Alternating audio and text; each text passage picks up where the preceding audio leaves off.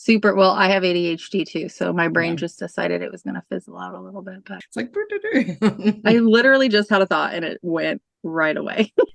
Welcome to a very special episode of the Mom Mentality Podcast, where today we're going to kind of peel back the curtain on the raw and real and often unseen struggles of motherhood through the lens of ADHD and perfectionism, all amidst the whirlwind of the holiday season. With us is the incredibly insightful Ashley O. We're going to leave it at that because I do not want to butcher her name and I can't seem to get it together. She is a fellow parent coach, a mother to 3 wonderfully active boys, and a passionate advocate for mental health and ADHD awareness. Ashley's journey to motherhood was marked by stark challenges of comparison, perfectionism, and the isolating feeling of struggling in silence.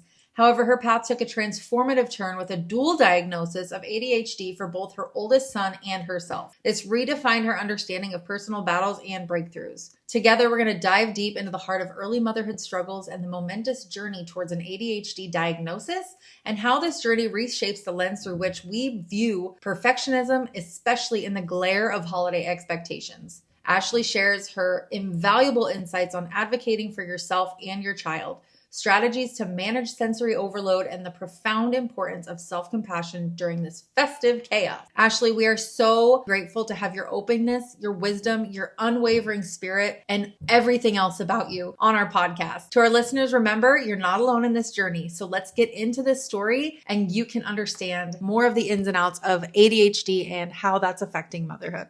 Welcome to Mom Mentality, your virtual village of support. I'm Jessica Campbell, your family wellness coach, and I am committed to helping you prioritize your and your family's well-being. This podcast will be like your favorite ladies group chat come to life. We'll share the ups and downs of life for moms just like you, get real advice from coaches and experts, and I'll pop in with my own stories and tips on everyday challenges to the big questions. Whether you're juggling work from home, balancing adult life with parenthood, tackling ADHD, yours or your kids, or just trying to catch a breath, Mom Mentality is your spot. As we all turn on our holiday cheer, I understand that you wear all the hats, but let's not forget you're on the top of the gift list too. This season, give yourself the gift of downtime with Wildflower Pop self-care gift baskets. Imagine a moment just for you, embraced by the warmth of self-love and a peaceful break from your endless to-do list that's now doubled in holiday cheer. If no one has told you lately, you deserve every bit of relaxation. Your sanctuary of serenity awaits. Check out the link in the show notes to grab yours. So can you tell us a little bit about the specific challenges that you encountered during your first years of motherhood? Yeah. So first off, I have 3 boys. I had 3 boys in 5 years. So like, I think for anyone that was a lot, right? Like, but especially for me, I able to overcome my challenges by like my skills, my knowledge, maybe some anxiety, but overall I was able to do it. But this was different. I was overwhelmed all the time, very emotional. I felt like I was the only one struggling this much. You know, everyone has like the motherhood stuff, but the struggles just felt so extreme. And I just felt like misunderstood as well. I feel like with all the people who had kids, my family, they would give me well-meaning advice, but it just made me feel worse. Like I was broken and something was wrong. So that's just like the underlying feeling I always felt, was that something was wrong with me. And that's why this was so hard. I was the reason that this was challenging. I just also remember feeling like I wanted to escape. So I remember, you know, obviously you have those crazy nights when you're having your kids wake up all the time. Right. Sleep challenges with ADHD is a real thing. So all that kind of stuff with my kids. And I just remember like losing my mind on my kids sometimes, like in the middle of the night, like it was really, really bad. So Right. and then I also remember just like a crippling anxiety when we need to like go out to do something, because I was just like, all right, what are all the scenarios that are going to happen? Like, is he going to run away? Is this going to happen? Like, is he going to be able to socialize with other kids? Like just all the constant chatter in my brain was just a lot. And I think for me, even I got to a point where I was like, all right, how can I escape this? Like, you know, I never thought about necessarily harming myself, but I was like, if I get into a small car accident, I'm going to go to the hospital for a while and I can get a break. Like that's the kind of thought I felt. Right. And that reminds me of that movie. That's that movie Bad Moms, when she's like, sometimes I just think about the vacation. It's a very real thing. It is so real. Yeah. It was like, and I remember hearing years later, another mom in a group I was in said that exact same thing. And I just felt so understood and seen. I just didn't ever feel that during those periods of time. That was, I think, Right. my biggest struggle was I was struggling and no one got it. And no one was like, this isn't you. This is just Right. what you're dealing with. This is untreated ADHD. This is all those things. Like no one really Right. did that for me, not anybody. Right. So I think that was really very hard for me. Like those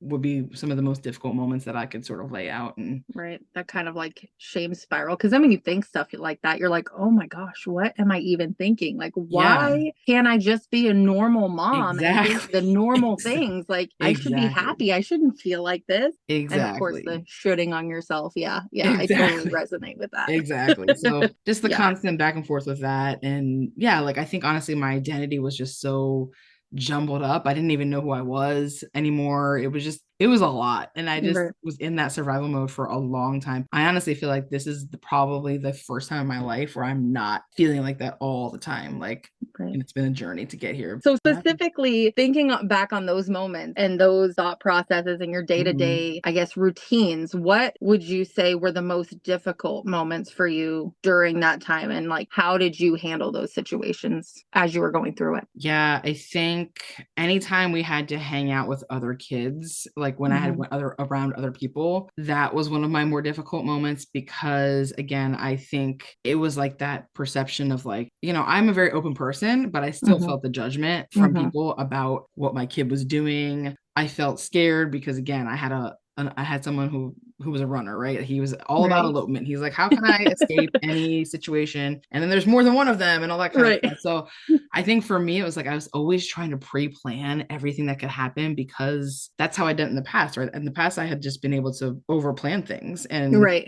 I could overcome it with all that kind of stuff and it wasn't working anymore. So I think that's where like the struggles were most evident was Right. like when I was trying to use those skills, it was like these really overwhelming moments and they didn't work anymore. And that's when I Right. would go into like the shame spiral of, Right. it's me. I am the problem, those kind of things. So, and just the sensory stuff too, like with my kids, like they're very like my oldest is a sensory seeker. Like as a baby, he needed to be like, I'm talking like you would have to jump up and down to rock him, just extremeness. That's like my middle. Yeah, Yeah. the sound machine in his ear had to be so loud. I'm like, he probably has hearing loss. Like just crazy stuff like that I was like, I don't think this is normal, but so those were struggles, like always trying to figure out how I can do this for him without like ignoring all my needs at that point, right? Right. I was just trying to Right. survive with trying to make them somewhat happy and normal. Right, right. Quote unquote normal. People talk about midlife crises and stuff, but really becoming a mom is like that identity crisis in Yeah, itself. And a lot of people don't talk about that. And so much of our society is based around like moms give everything and they have to be the last person. yeah, And, I mean, not even just moms, because I was raised by my dad and his was very similar. Like you work all the time, make sure that your mhm, kids' needs are met, and even though he couldn't handle certain needs, he knew he could always make sure there was food on the table, always make sure like we had yeah, certain things. And he was like dead last on that yeah, like totem pole. And yes, your kids definitely need to come first in a lot of ways. But if you don't take care of yourself and you don't know how to take care of yourself, or you don't have that support yeah, system, it makes mhm, it very hard. And then you end up lashing out even when you don't want to yeah, because you're like depleted. yeah. You're done. Exactly. You have Yeah, but nothing there's like left. that deep belief that this is just what you do. That's how it Yeah. works. That's parenthood. Yeah, and I've even through just starting my coaching journey as well, I feel like I have seen it's like something is going to happen in your life to sort of push you towards that change. If you're going to make the change in your life, if you're going to make the Right. change to not just shame yourself and have compassion for yourself, if you're going to make the change to heal from everything that's happened in your life. So for me, it was parenting, right? It was for, Right. and some people, their parenting journey is, I don't want to say easier because it's never easier. It's always hard, but Right. is less completely demolishing their life, right? So Right. so I like maybe something a death in the family happens later and then that's Right. when it comes out for them. So Right. I might feel a little lucky that I came earlier, right? Like I didn't Right. something else happened. So it Better sooner than later. yeah, I had no choice. It was like it pushed me to the edge of like, okay, I have a choice. I can stay here forever and be miserable, or I can do something. So, Right, yeah. right. I have a friend that we grew up together and she was kind of a wild child. She was that child that needed the connection And like it's really interesting to see, and we've talked about these things and how her childhood was so different, and now she's kind of like swung the opposite way, and becoming a mom just seemed like such a breeze for her. Like she was like all natural, everything. She stayed home. She's so like good with teaching and homeschooling and all the things. And then I'd be like, well, how come so many of these people, like, it levels them out? They're like, yes, now I've got it. This is my thing. And I've always wanted to be a mom. And then when it happened, and with my first, it was pretty good.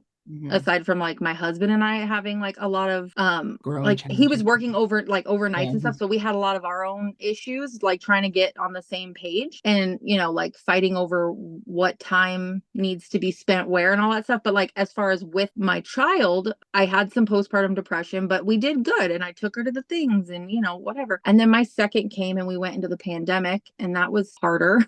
I mean, she's a sensory seeker, so she was, you know, wild. She's still just wild, but now I understand her better and have some tools. And now my youngest, that was by far my worst postpartum, and she's 18 months now, and I was in such a dark place. And that's when I finally got to the point of like an ADHD diagnosis for me and my oldest. But like it's through all of that time, like I was like, oh, I don't know why people need time away from their kids when I have my oldest. Like I love being with her. And now that I've got 3, I'm like, please take them anywhere. I don't That's why you're hiding in your closet right now. Like I need silence just to like sit and hear nothing or just zone out. And it is one of those things, like you see everyone handle it so differently. And especially when that's all you've ever wanted. I never knew what I wanted to do in life. I just knew I wanted to be a mom. And I'm like, that's my thing. And then when it gets there and it's not at all what you expected. Like I knew my kids would drive me crazy. And I used to say, my kids are going to drive me crazy in the best way. And they do, and they don't. Like I also was just like off my rocker for a while. And so it's interesting, and it's hard to not feel alone when everybody's experience is so unique to them. And even though we all have such similarities, they're also just so unique. It's hard to not feel alone when you don't have that validation or like, again, the support system. I know you said you wanted to escape and you never got to the point of like wanting to harm yourself, but can you speak a little bit more to the mental health side of it? Like how that was affecting you, feeling like that and going through those motions? How was that mentally affecting you? I mean, again, I think this is what pushed me towards that diagnosis, because for my kid, that was like where we went first, right? For him, I knew when he came out instinctually that he was special. You know what I mean? Like there was something different about this guy. His eyes were wide open 2 seconds after he came out. And I was like, is that normal? And they're like, no, not really, you know? So I just, for him, I don't know that I would have sought this stuff out, like the mental health side of it on my own per se. I had done therapy things in the past, but ADHD is such and postpartum depression, all of those, because I think I never got diagnosed with it, but I had elements of that. They're so taboo, right? Like people have a very specific view of what that looks like. And if you're in that box, then they think a certain way of you. And so there's like that, overcoming that is like part of it, right? So I think having the catalyst of my son sort of having all these things and maybe questioning sometimes if I'm just making this up or not. We then had like a preschool teacher who told us, oh, okay, here's the challenges he's having at school. And that's what pushed us towards his diagnosis, was having external people tell me, oh no, you're not crazy. This is actually happening. And then getting his diagnosis was like, oh, okay. Like all these little dots started connecting for myself, where, you know, the anxiety that I had, because I had anxiety as an adult as well. It was a comorbidity of ADHD, right? It was, and I don't even know if I would have had it had I not had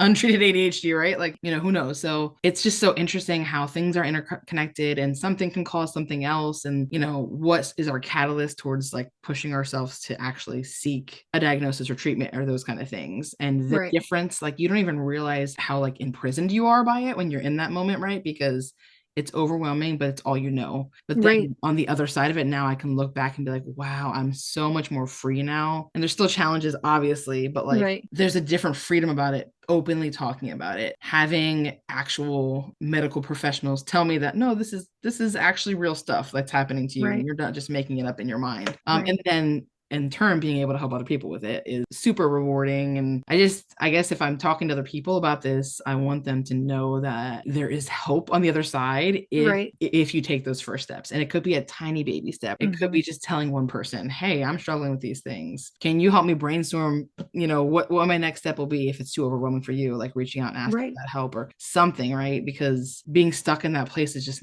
it's not living, right? It's not what we're meant to be. It's not our true self, our true personality coming out, right? That's a conversation I've had with some people, especially in my family, a lot of the medicines or the this or the that. And like they wanted to diagnose my sister when she was younger. And my dad's like, she's a kid. She's not going to just sit still. Yeah. And now she's got OCD and all these things. And Yeah, like, yeah. and the thing of it is like, I don't have my daughter medicated, but I am medicated. And I was looking for that. So mine's kind of the opposite. I was looking for me. And then I was like, does she have it? Or am I just trying to look for that diagnosis? Because people say like, everyone just needs a diagnosis. But it's so true. It's so like freeing to have somebody say there's a reason and you don't feel so broken in that. Yes, exactly. And I even notice it, and like it's helped me with my daughter because I'm like when she does something, I'm like, yeah, she's behaving like her mom. Yeah, like, exactly. She's trying to walk out of the house with no shoes. This is fine. Like I'm like, girlfriend, where are your shoes? Like you just are gonna stroll out of the house, go to gymnastics and not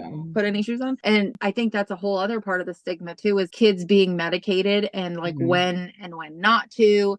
Yeah. And so we homeschool. So I'm just trying to work on like giving her those tools. But it makes me wonder if someone had taken it seriously enough to give me the tools, even if I didn't really have ADHD, but those tools maybe helped me in certain areas, that could be so beneficial for our kids, for ourselves. My life would be totally different now if I knew then what I know now. And it's just it is one of those things like in the time you don't realize. Like I just felt broken for like my whole life. Like why can't I just clean my house? Why can't I just get it together? Why is it every time I take my kids out, I feel like it's the most taxing job just to get everyone dressed and go to the car. Like, I don't want to go anywhere. Those and my transitions. therapist is like, I didn't know you felt like that. I'm like, yes, everything feels like such a freaking job. Like, the energy it takes to do everything. And before, like, I didn't think of it in terms of how much energy I was putting out to that, or like how my brain thinks of the steps, or, you know, whatever.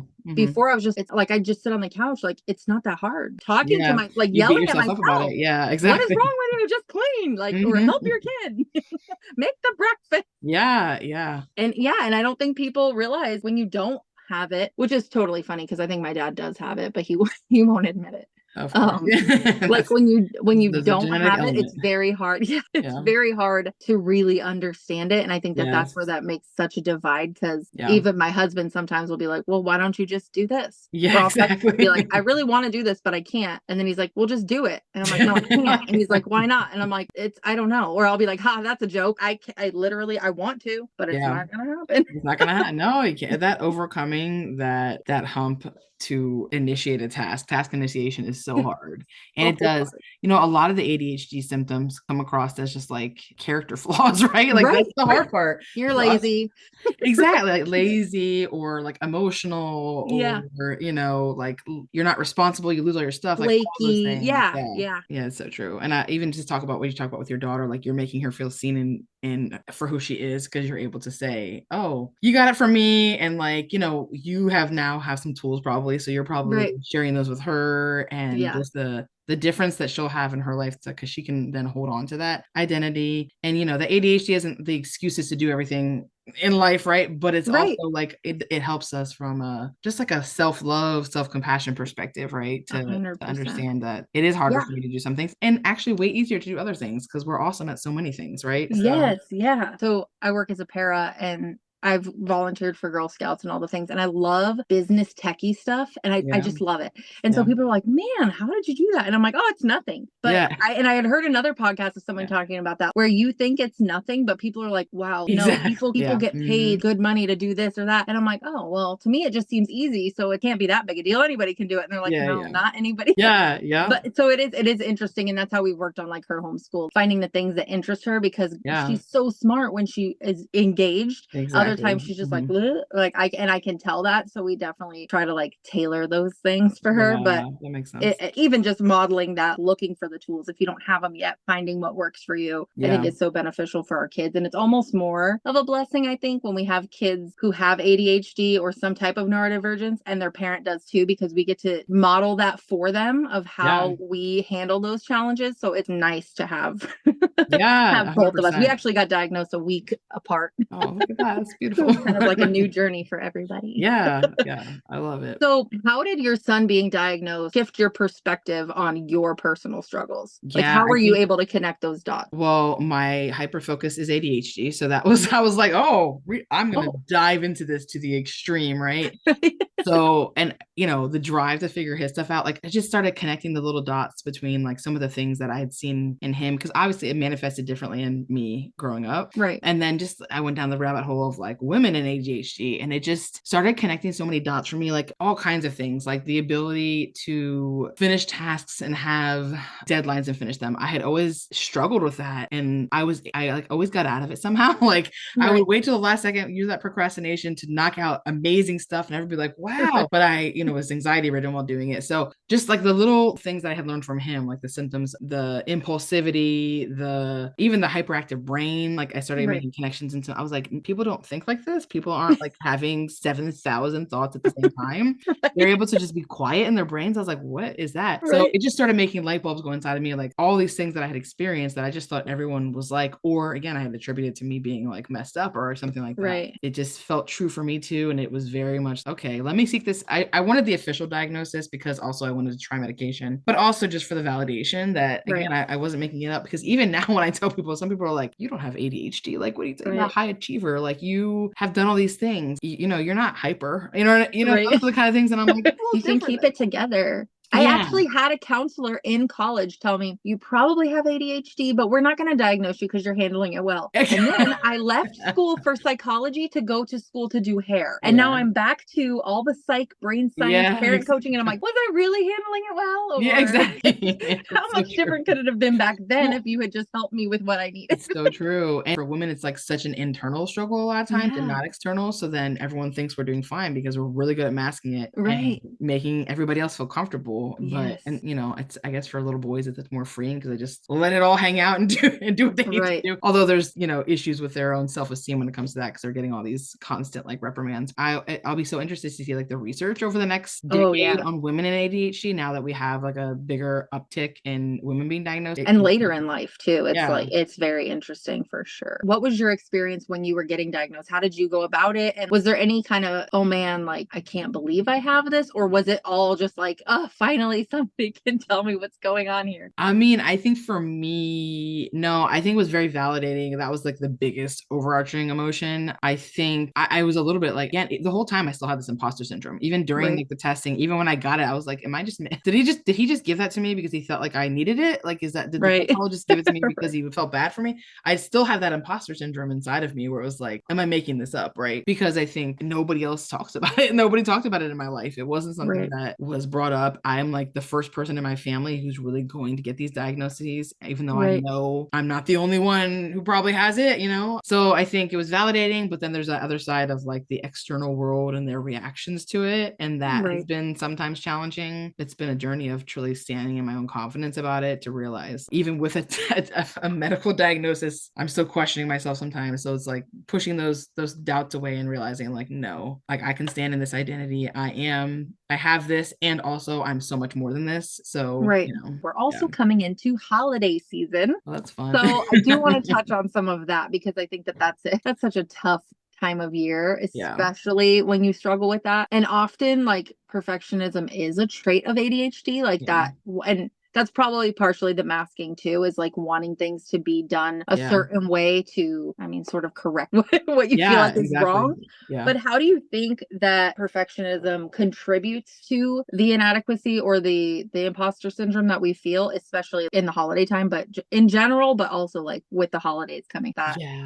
First, I think like if we just take a higher level of like generally being a mom right now and a woman, really, we have all this access to information. We have social media, and it's amazing and also toxic, right? Like at the same time, because it sometimes we see the real side of things. We see people are being more honest and open about their experiences, and then it gives you a little bit of feeling like you don't have to be perfect. But then I also think there's just so much information out there that there's this impossible standard to have and do all the things, right? And especially like this is supposed to be the most important job of your life as a mom, right? That should be the most important job, right? So like I need to do this really well, and if I'm struggling with one of these things, then I must be messed up and broken, right? Like that is the feeling that I get. I think that will be sort of how I connect all those things, is like the outside world making me feel like I need to be perfect. My own brain, like I just think that's how our brains work. We're always looking for the most efficient way to do things. Maybe it's because we don't want to do things because we don't have patience, right? Like maybe that's part of it. Maybe there's just different things driving that. That idea of trying to have things be the most efficient, the most perfect side of things. For me, it's been a long journey to come from that, to realize like, no, like we are exactly who our kids need. We're enough. We don't need to be these Pinterest moms, you know. And also I think the other side is like, we're also worth getting healthy for, not necessarily just for our kids, that we don't have to be this perfect person, that we can let go of all these beliefs that we have, where we can be free, that we do it for ourselves too. Our needs are important. Going back to what you talked about earlier with like, you know, we always put our needs last, but in reality, if we're going to do this for ourselves, if we're going to give ourselves that grace, if we're going to really heal from the inside out, then we're going to show up in a healthy way, and not just in a way to put up a front like everybody wants to see this version of yourself. We're not forcing ourselves to be a certain way and trying to will ourselves into being good enough, right? It's almost like breaking down that identity issue we're having and rebuilding it back up with our own beliefs that we're enough, you know?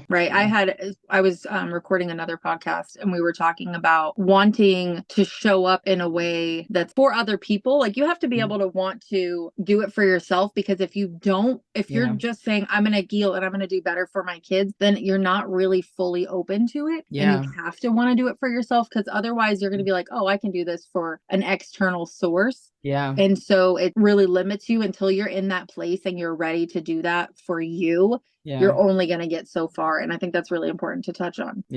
It's so true. And I think that's part of that perfectionism, right? Like when you want to do it for yourself and you're giving yourself the grace and the self-compassion, then that's giving you the freedom to let go of that perfectionism, right? Like your kids don't need you to be perfect. They don't even want you to be perfect, right? Sometimes we learn more when we're not perfect, and we show them how to handle the non-perfection, right? They learn more through that avenue than us being perfect all the time. Absolutely. Thinking about having ADHD and having a child with ADHD and going through the holidays, a lot of sensory overload can come with that. And even though, like you said, your oldest is very sensory seeking, there's still often a lot of times, especially with family members and running around all day. If you go to like multiple Thanksgivings or Christmases or whatever, for one, how can ADHD make that magnified, those sensory overloads, like all the usual things? How is ADHD contributing to making that harder? And then do you have any strategies for people going through that holiday season on how to kind of minimize that sensory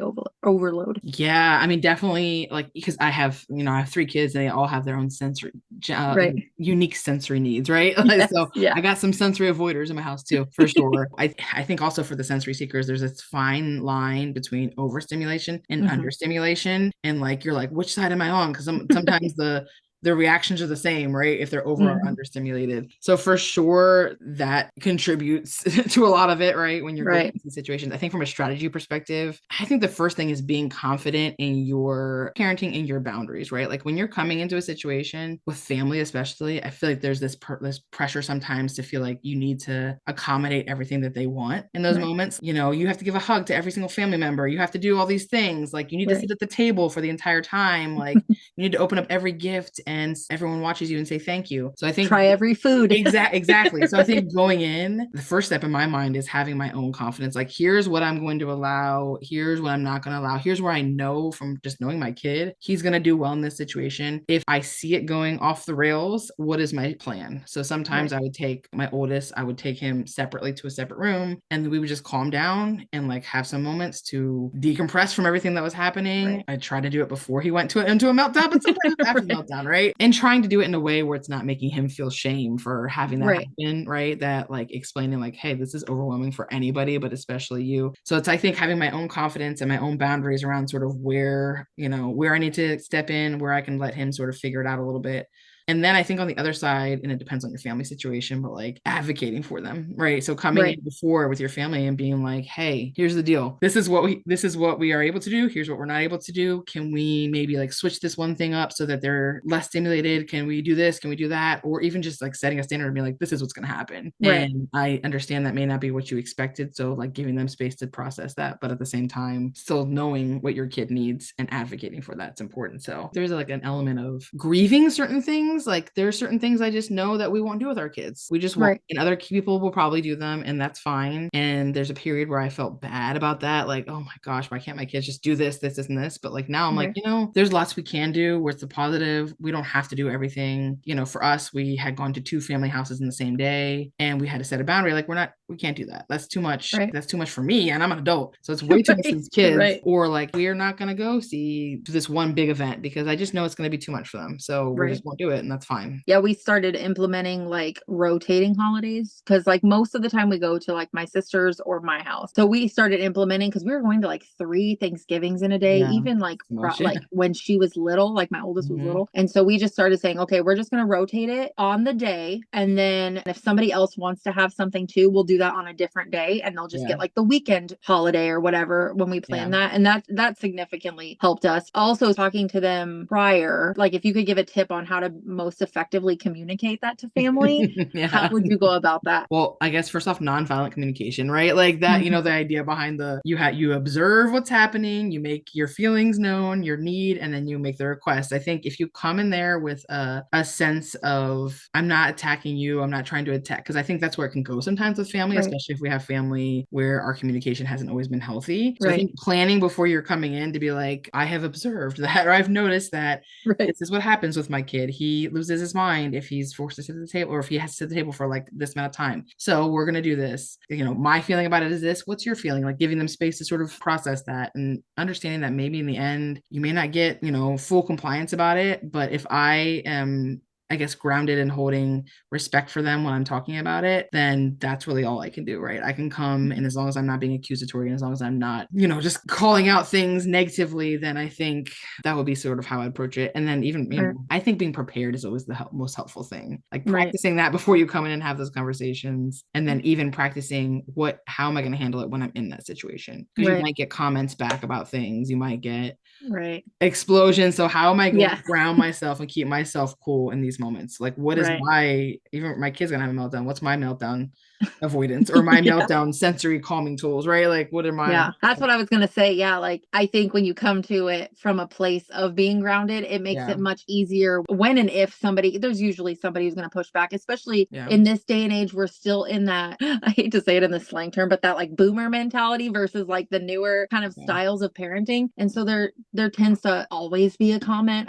from somebody, but when you come to it from a grounded space, it makes it much easier for you to say, okay, well, if this isn't where you want to go with that, then we're going to choose to step back out of that and do it in a respectful way where it's not like, well, you're not listening, and have a big explosion, because you're grounded enough to say, this is what we expect. If you don't want to respect that boundary, then we are going to choose to not participate or whatever. And it makes that confrontation a little bit smoother, I think. And even I think giving some space to have like a back and forth solutioning as well. Like, hey, here's my thoughts. Do you have any thoughts how we can make this work? Here's the needs. Like, so I don't know. I think having back and forth and giving them the space sometimes helps. And going back to what I said previously, it's like you need to come in knowing what you're confident in as a parent. Like it's been a long journey for me. I did not feel like that at the beginning during those 8 years of chaos, right? And I think I'm finally getting to that point, partly because I'm seeing this long-term parenting that we're doing, right? I'm seeing the results of it. I'm seeing my kids literally problem solve with each other in the moments in like conflict. Sometimes I'm seeing my kids come and apologize to me before I even say anything about what happened. I'm seeing them use tools to go regulate with the things we've worked on instead of losing their mind, right? So I'm like, wow, I'm like, they're more mature than me. Like, this is amazing.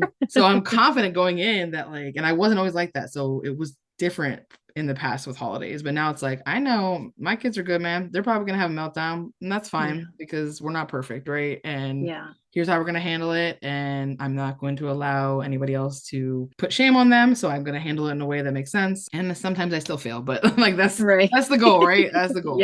So it's more than having your kids back. It's having your own back and knowing that you don't need somebody else to tell you how it should be done. You know your family better than anybody else. So true. You guys get to make that decision, not anyone else. And then that also gives me perspective also when thinking about other families, and like if I'm around other people, like I think going through this life, it gives me less judgment, right? When I walk into a situation to know I don't know their family situation. And so I need to respect what they're doing as long as everyone's safe. For the moms who do have ADHD or just get overstimulated overstimulated in general with the holidays and being around family. What kind of self-care practices do you recommend for them to go a little smoother through the holidays? I mean, I think like if you think about like long-term kind of stuff, I think it's a little bit of a journey to get to that point because everybody has different things that work for them. And you have to just like muscles, you have to like work them. You have to practice before you get into a situation and understand where your triggers are, what your body's feeling like in those moments, and be able to have that understanding of, okay, my like thermometer's rising and I feel like my body's going here. I know I've practiced this 5 times. And so for me, like honestly, I rub my thighs. That's like the sensory thing for me. Yeah. That's one of my things that I know, like, whew, okay. I don't know. I almost feel like a lot of it is like the work before you get into the situation, right? Like, so if you're starting, like someone just listened to this and they're just starting now on their journey, it might be more of a, as you go through these holidays, knowing it's going to be a stressor, kind of paying attention to those things and really figuring out your triggers first as your self-care. Yeah. Rather than having actual practices yet. Yeah, I'd say that's part of it. I mean, if like there could be sensory stuff. Like for me, I have noise canceling headphones. So I like, or the little loop earplugs. So I stick those in. And if I know it's going to be loud, then I put those in for a period of time. And then that immediately brings my nervous system into a better state. You know, maybe it's, if you're sensitive to sound, make sure you have some earplugs, maybe build in some breaks during the time you're there. So like, even if it's just 5 minutes in a different room or in the bathroom even, right? Like when you think it might be a little more quiet, give yourself a little bit of that self-care. And then I think also, I heard someone describe it like this, like when you have 2 islands and your old island is like the old way of doing things. Like that's what you normally are used to. And it has really great infrastructure, like really nice bathrooms, all kinds of stuff. And then you're building your new island, which is like the new way of handling things, maybe not losing your mind when sensory things happen, or understanding your needs and be able to build them up. And that one has like a porta potty, right? So you're on this porta potty island and you come back into your family situation and that beautiful island with all of the infrastructures there. So it's easy to just jump back into that island because it's just so nice and built up. So that's why I say with the journey, like you have to keep building that infrastructure on that new island with your new, belief systems, your new confidence in yourself, healing old patterns, practicing your skills before you get into it so that it's a little stronger and more appealing to stay on that new island. Right. Like right. Because that toilet might look nice, but it might back up all the time. It's so true. It's so true. Exactly. So it's, you hope that eventually you won't swim back to the old island as much because you have built up these tools, but giving yourself grace to know that if you do swim back to the old island, it happens, right? You can repair, like you can fix whatever happened by repairing, by apologizing if you did something, by, figuring out a new strategy next time and reflecting. So it's not like, the end of the world, right? Like give yourself grace. Don't put this pressure, perfectionism, like you have to be perfect, and celebrate those little wins. Like if you only lost your mind twice during this, holiday instead of, or during this day, or instead of 10 times, that's like a big deal, or even if it's 9 instead of 10, like that's something to celebrate. And next year you can go for 8, right? So and I think it's important to note too, because you said you have the loop earplugs, which I ordered some like knockoff brands, so I'd still like to try the regular ones, but I feel suffocated when I have earplugs in. I feel like I am just, because for me, I think that's also part of my trauma though. I am like hyper vigilant. I need to hear the things going on, but if it's too much noise, I have to like turn stuff down. But I feel like I'm just like, I take my dogs on a walk in the morning and I was like, this is going to be a great time to like listen to music, listen to podcasts, wake up, whatever I want to do. I can't put headphones in. Like I can't wear them on the outside or the inside. So I started like putting them around my neck to play music, but I can't do it because I have to be like so aware of all the things going around me all the time. So it's important to note that because something that works for somebody else may not work for you. And that doesn't mean that that's a problem either. It just means you have to find something different. So true. Exactly. Because that's a whole other thing of what's wrong with me. These people with ADHD say that this works great. Why? Exactly. I do that, right? So it's a trial and error. And like you said, like having the hope that like, okay, this someone doesn't work, something else will work, and it has nothing to do with you. It has just to do with life, right? Like it's just everyone's different, and that's okay that everyone has different needs. So good point there. If there's just like one thing you could tell them to take away from this podcast, if they take nothing else from this, what would you say that they should take away? Just know that you are not broken for feeling overwhelmed with things. You're exactly who your kids need. It's not you. It's just hard. Just that, like you're enough, and that you can reach out to people. I think like you had said earlier, it's hard when no one's going through the exact same experience, but it's worth trying to like put your story out there, because at some point you may find someone who really resonates with that. And then, you don't want to do this alone. Like you don't want to just sit alone in those terrible feelings and never feeling understood. It's not you. The world is messed up. and you're doing the best you can. And guess what? If it's really hard right now, then that just means that you only have up to go, right? Like it can be less hard next time. If you're at the rock bottom, you only can go up from there. So good. Yeah. Okay. I want to thank you for being a part of this podcast. My beginning of my podcast. Yeah. Ground floor, baby. Yeah, exactly. Where can everyone find you? Yeah, I have my website is www.theguidingwell.com. You can email me at ashley@theguidingwell.com as well. So those are the two best places, easy places to find me. Awesome. And I'll make sure to put that in the show notes for anyone who wants to find you. But thank you again so much. This was such a fun conversation. I'm so glad we did it. I know, it has been fun. It has. Remember, you are powerful, you are worthy, you are valued, and you are loved. Keep pushing, keep loving, and most importantly, keep believing in your amazing ability to empower your legacy.